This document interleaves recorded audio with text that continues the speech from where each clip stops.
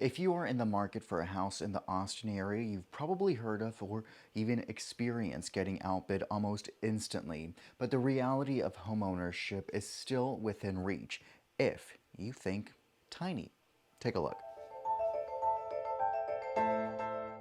It may not look like much, I've always been interested in small living. but for Chelsea, this will soon be home sweet home. Finalized everything in January. Yeah, so they're gonna start building it. Hopefully, I'm 6 months. I'm like, fingers crossed that I can, be living in that soon. She's been wanting to buy a home for some time now, but the Austin market has been unforgiving, to say the least. Within the past year, Austin's housing market went up 18%. That's a story for many first-time homeowner hopefuls.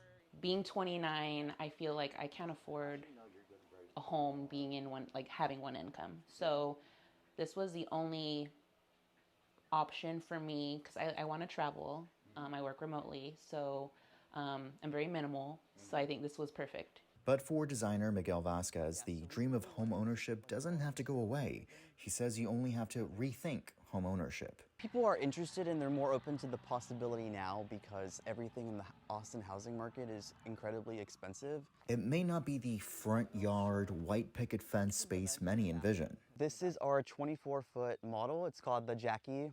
It's 192 square feet. But after all, home is what you make it. If you want to come in here, I'm obsessed with the full tub. Chelsea says for minimalist people like her and for those with wanderlust like her, tiny homes aren't just an option. They're ideal.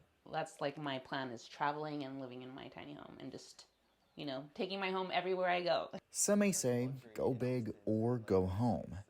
But for others, going tiny is going home.